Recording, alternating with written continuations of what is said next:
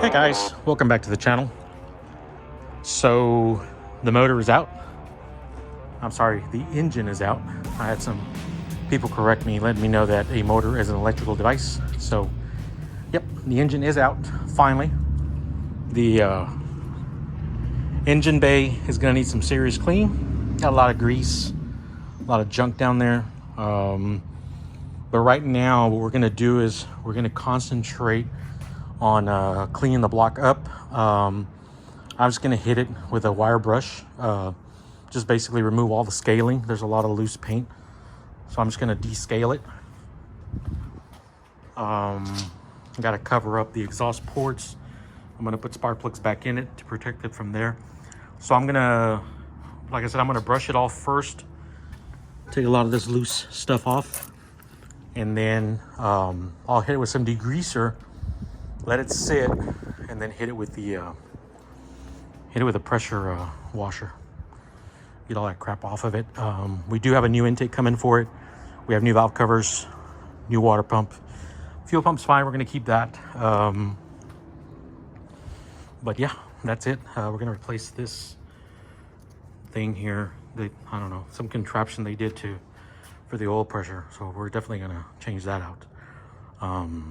But yeah, let's get started. Again, it's kind of late, so I want to only give it maybe about an hour, maybe an hour and a half of working on it, and then we'll call it a night. All right, been at it for probably about an hour, just scraping everything down. Looks pretty good. A lot of the scaling is off of it. Probably have to hit it here a little bit more. But dinner is calling, so I want to call it quits. Like I said, I don't want to sit here and bore you guys. I mean, I'm pretty sure you guys have done this before. The biggest challenge I had was the balancer.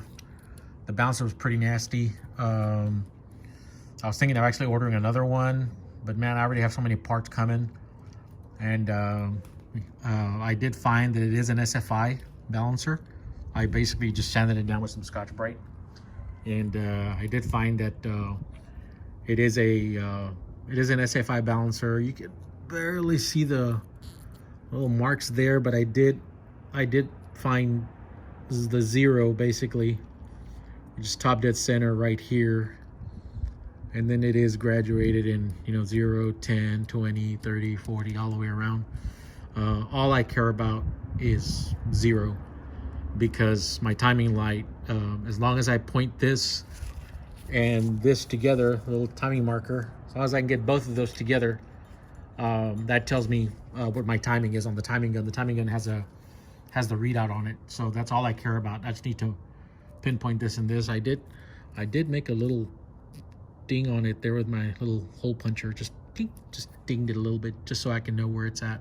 I'm gonna paint it either way, but at least I know right now where that is. Other than that, it's looking pretty good. Maybe tomorrow I'll hit it again with a little bit more of the brush. And then I'll start degreasing it. I gotta clean this crap off, little gasket material. Yeah, so one last thing before we call it a night. So we were wondering what it is, right? What's the engine? So I ran the numbers through Mortec. Is it Mortec or Motec? Mortec. So the block is a 39992 39992. Looks like 89, right? So yeah, according to Martech, this is just a basic 454. It's, no frills, no thrills. I mean, it's nothing special. It's just a big block. It doesn't even tell me if it's a 4-bolt main or a 2-bolt main. It says it could be either or. 1970 through 79, I think. That part number was used. It says in some cases this was a replacement block. The heads, really nothing special. Let me pull this off real quick and I'll show you guys the heads. Give me a second. So again, the heads, nothing special. I mean, we do have some nice comp, actually cream. We got cream rockers. Some good polylocks. The heads are, looks like where is that? 3964291. The important part is the last four numbers, 4291. Again, nothing special. You know, I mean, they do say high performance on there, but that's it. I mean, they're just, you know, basic set of heads. I don't see double springs. I mean, I do see aftermarket springs and aftermarket what are these things called? Valve keepers or whatever. But again, they're not double springs or anything like that. It doesn't have ARP rod bolts, you know, nothing like that. I can't see what the cam is. I'm assuming it's just a regular hydraulic, just judging by the springs. If this was a roller cam, we would see, you know, a better spring. This is just a basic build. You know, it sounds good though. The other thing I thought was funny that we did find, and if you follow us on Instagram or if you follow us on Texas Drag Racing on Facebook, we did find that the car has heads by Rick. Right, heads by Rick. What's he put on there? 2360. So, from what I understand, this is a gentleman out of Las Vegas now. I think the shop is still open in Las Vegas. So I guess at some point he touched this motor, or maybe just touched the heads. We are going to put a new intake on it, so we're going to have to pull the intake off. At that point, we'll find out if the heads are ported. I mean, they're just regular square port heads according to the numbers on it. They're not the more high performance oval ports. They're just regular square ports, but we're going to see if they are ported, at least matched to the gasket. So, yep. Anyway, that's it. I'm gonna call it a night here, and then we'll start the video again tomorrow.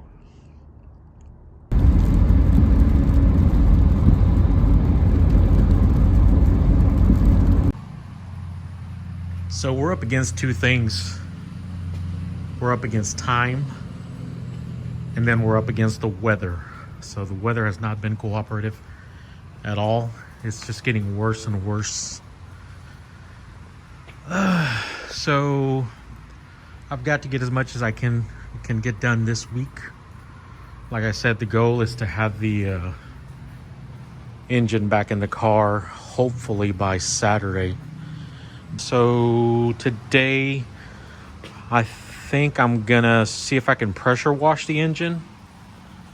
I'm kind of gonna move it out here and then hit it with a pressure washer, see if I can get some of the gunk off of it.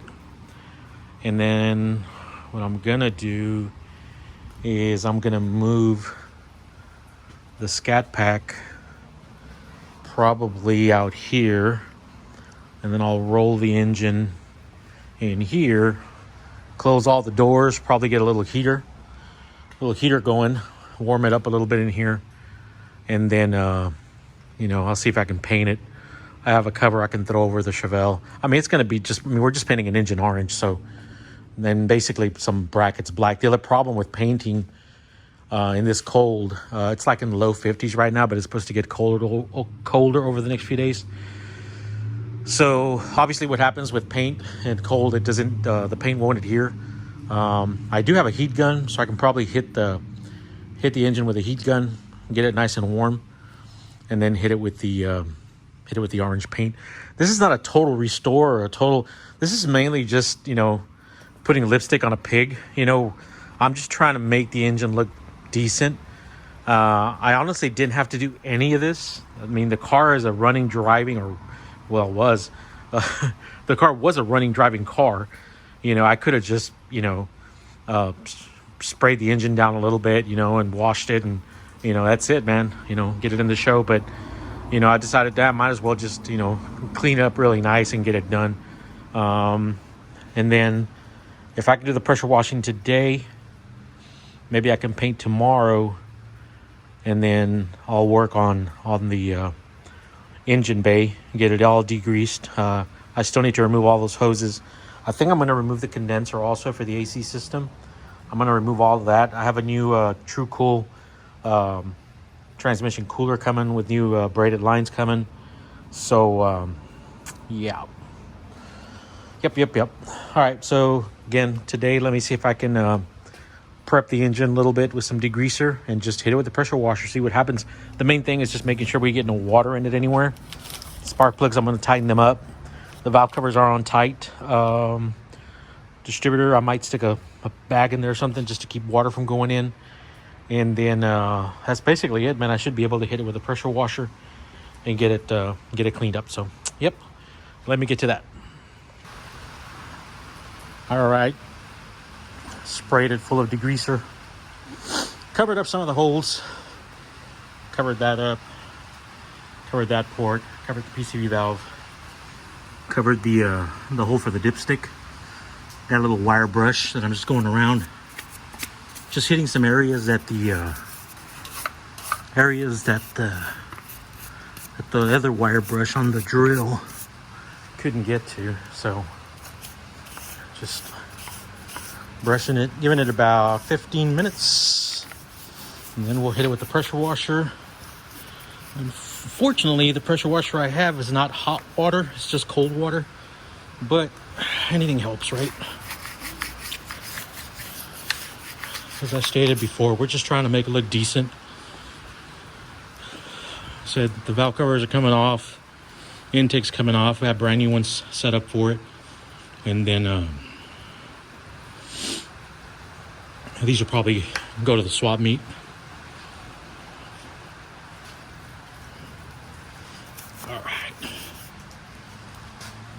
All right, so what we're using to power wash is this little contraption we bought at Lowe's. It's a electric one. I know the gas ones are stronger, but this electric one works pretty good. I mean, it hooks directly to power. It's not cordless. It's brushless, 2700 psi. We're using the turbo, little turbo adapter. So yeah, it's pretty strong. It still knocked paint off the block. I thought I had pretty much done a good job of brushing it off, but apparently not. It still knocked a bunch of paint off of it. So, yep. Now we're gonna let it dry overnight. Cleaned it up pretty good. At least we got the grease off. Up here on top, I don't know. Might hit it again. Not too worried about it, you know. But I might spray a little bit more degreaser in there and then let it sit for a bit and then hit it again. This area back here cleaned up really nice. Everything on this side cleaned up really nice. There were some little areas down in here that I couldn't get to, but the pressure washer got the grime out of there right away. So yeah.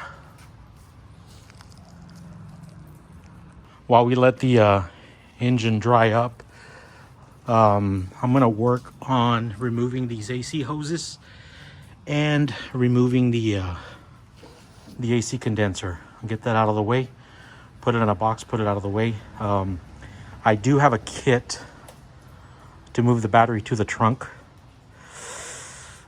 but I'm gonna leave that till the end. I mean, honestly, the plan is to get the car put back together, get it running. And once it turns on, runs and drives, then I'll make a decision on whether we have enough time to move the battery to the trunk. So I'm not going to mess with it for now because it is involved. You know, you got to run a cable all the way to the back. You got to run a battery shutoff. You got to run, you know, you got to mount the battery box in the back. You have to redo all the wiring. So I don't want to mess with that right now. We're going to leave that alone just because we're trying to meet a timeline. So yep, we'll leave that alone for now. I did spray a little bit of degreaser in here just to let it soak a bit. Like I said, the plan is probably tomorrow to mask up. I'm gonna mask it all up. I bought some bags, some trash bags. I'm gonna tape it all up. The problem is with tape is that blue tape, that painter's tape, it doesn't adhere to metal very good in the cold. So yeah, so we'll see how that goes. But I do plan to cover all this up, cover the window, cover the roof, and that way I can hit it real good in here with the pressure washer. That's it for tonight. Been out here for a solid probably about 2 hours. So we got all the AC hoses out. We got the little dryer that was stuck up under there, and then it was bolted from the top and the bottom. And then when you're by yourself, and you need somebody to hold the wrench on one side so you can turn it on the other side, it's a bear, but I got it out. So condenser's out. Got a big old gap right there now. Condenser's out.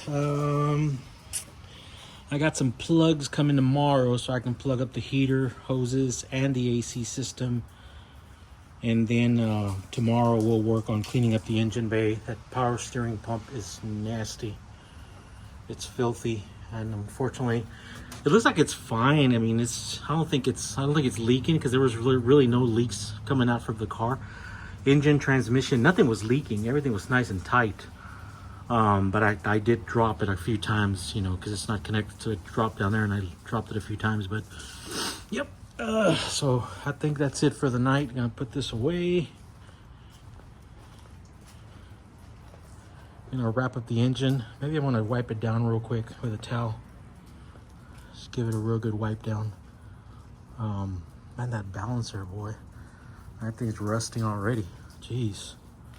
So good thing I marked the dot where the timing mark is, so I can always see it. So yeah, I think I'm just gonna give it a good wipe down real quick, just to help dry it. And then I'm covering up with a bag. And then, like I said, tomorrow, man, I'm almost tempted to go ahead and paint tomorrow before I start working on degreasing the engine bay and working on the electrical. So I'm thinking, yeah, I think tomorrow when I get here, I'm gonna move the scat pack over here, push the engine in, and start working on taping it up. Anything that I like, the fuel pump, I don't want to paint that. I'm definitely going to paint the balancer. I don't want to paint the timing cover, and I can start painting it. What do you guys think about priming? I've never primered an engine. I just, you know, wipe it down with some prep, some paint prep, some thinner, and then I do have a spray that helps with adhesion. So I might spray that and then let that dry, and then hit it with some Chevy orange, because that's what it's going to be. It's going to be Chevy orange. I'm going to paint the motor Chevy orange, the engine, I'm sorry. The balancer, I'm going to paint Chevy orange. I'm going to leave the timing cover chrome. And yeah. Yep. I got a bunch of parts coming tomorrow, so yep. All right. I think we're doing pretty good timing. And I think we're on our way to getting the engine in by Saturday. All right, see you guys tomorrow.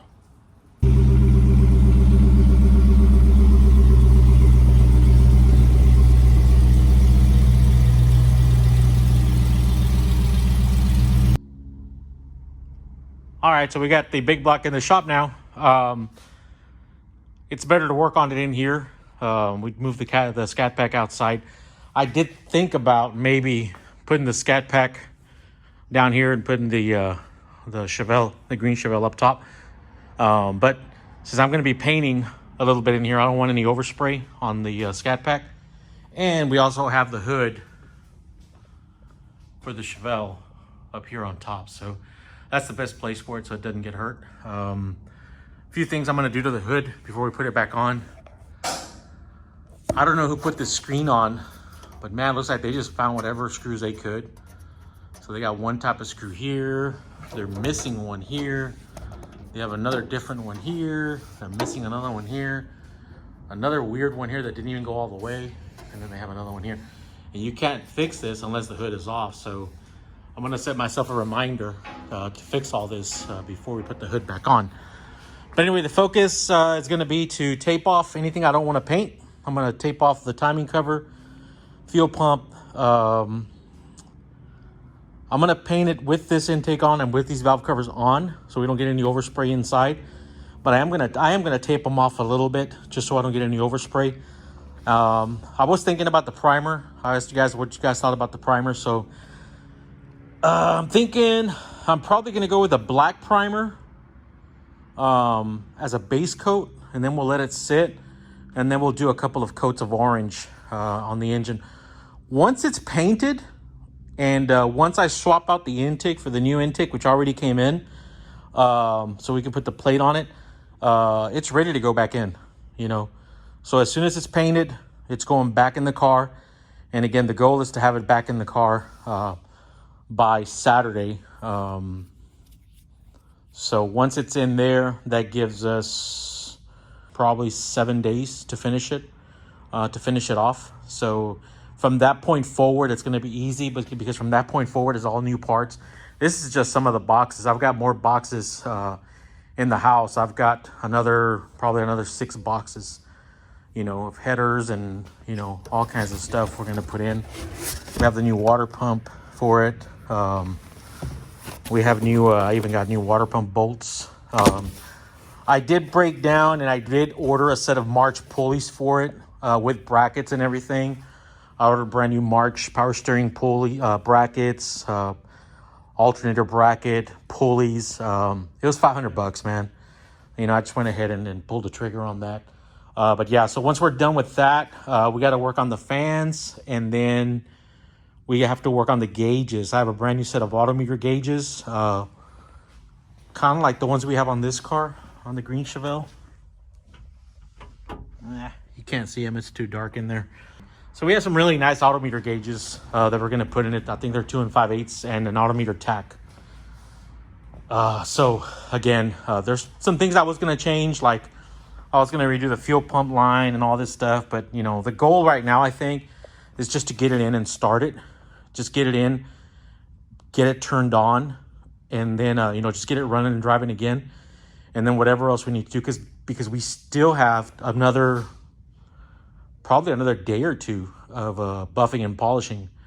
We're going to pressure wash the underneath of the car, the undercarriage and stuff like that. So we got a little bit more work to do. All right, so let me get started on taping it up, and I need to run to the store and get some paint. What do you guys think? I went ahead and primered it. Came out pretty good. It's kind of funny. Kind of looks like an old diesel engine. All right, so yeah, give it a good priming. It's been sitting for over an hour. It says you can touch it within the hour, and it's fully dry within 3 hours. The primer is, so I already gave it an hour of dry time. So now we're gonna hit it with some good old Chevy orange engine enamel. So let's see how it looks. The idea is to paint it tonight. That way it'll sit overnight drying. And then in the morning, I'm probably gonna switch out the intake. And then we're gonna prep the engine bay of the Chevelle to get the motor to go in. Actually, we need to put the converter in too. We have the Hughes converter. Man, I don't know. I went with a 3000, and I hope we don't run into the same problem because it looks kind of small. Actually, it looks almost like the same size as the other one, but Hughes converters do tend to run a little tight. I've run them on several cars, so they do tend to run a little tight, so hopefully it'll work out. If not, the plan may be to put a 700 R4, you know, pull the 400 out and just drop a 700 in it. I have a 4080, but I don't know if I want to put the 4080. I'm saving that for something else. So anyway, let me get to painting. 2 coats of orange later, Chevy orange, and she's looking pretty good. Gave her 2 coats of primer, a couple of good coats of Chevy orange, and it's looking pretty good, man. Once we put the new intake on it, new intake, new valve covers, new pulleys. Oh yeah, it's gonna look really nice. I did get some timing tape on there. Messed up a little bit. I didn't align it properly, but it's all right. You know, the water pump's going to cover all that up anyway, so it's not a big deal. Yeah, brand new aluminum water pump. It's going to look real sharp. We have new MSD wires for it. New air cleaner. So yeah, I'm gonna call it a night. And tomorrow, first thing I'm gonna do is probably degrease the engine bay, give all that a good wash, and then we're gonna swap the converter, install the new cooler, the new transmission cooler with the new lines, the new braided lines, and then you know, we should be ready to drop the motor in, put the motor mounts on it, and we should be able to drop it in. Again, the goal tomorrow is just to get the motor in, you know. If I'm able to, you know, I think we're gonna have to put the driver's side header in at the same time as the engine goes in, but we might be able to go ahead and get the header started. Then I'll worry about everything else, popping the distributor in. The MSD wires, I have to make them. They're the kind that you have to put together. So that'll take a little while, but again, the goal is to just get the engine sitting back in the car. All right, that's it for tonight. See you guys tomorrow.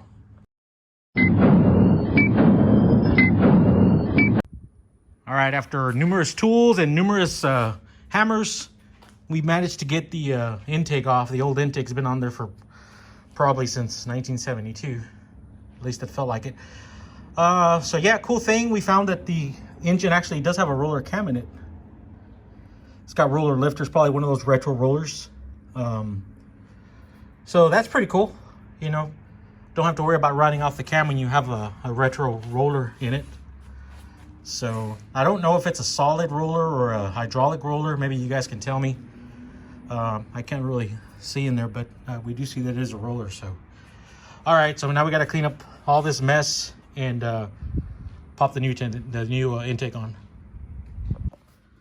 So one of the things I forgot to mention is that, man, looks like the heads are super hogged out. You know, they're all ported. So heads by Rick ported the heck out of my heads, and he also ported the heck out of the intake. If you look at the intake, it's all hogged out too. You can see the port marks in this one here. Let me see if I can get the light on it. Look at that crap. Holy hell, holy hell. So yeah, man, this is just a regular old Edelbrock RPM. I don't know what the max RPM is on one of these, but I can't imagine it being so big that, you know, you needed to port the crap out of the heads and the intake. So who knows? Let's see what happens when we go back with the gaskets and we put the other intake on it. We may lose up to 20 horsepower. Who knows? All right, back at it. 2 hours later. There's an old saying my buddy and I would tell each other when something went wrong. That saying is in Spanish, and that's "Déjame te cuento las tragedias," which translates to "Let me tell you about my tragedies," or "Let me tell you about what went wrong." So we were hoping to end this video on a positive note. Today being Saturday, we wanted to have the engine back in the car, and then that would give us a week to put it all back together. Hopefully next weekend we'd be able to, you know, give it a good shakedown and make sure it's ready to go, because the following weekend is the big car show at the McAllen Convention Center, where, you know, we want to take the car to, where we're registered with the car. So we made it this far. Unfortunately, the motor is not in the car yet. Let me turn this around and I'll tell you what happened. So it's all 100% my fault. My buddy came over today and we installed the new intake. We got the engine painted. We put the new intake on. We were all happy. And then he said, man, he goes, is that the port? And I said, what do you mean? He goes, I see the port. So this is the gasket, Felpro gasket, right? So we got it on there. We got the intake on. And yeah, you can see the port. Not just there, but also over here. You can see inside the port. And that was with the intake bolted down. So I started looking on what happened.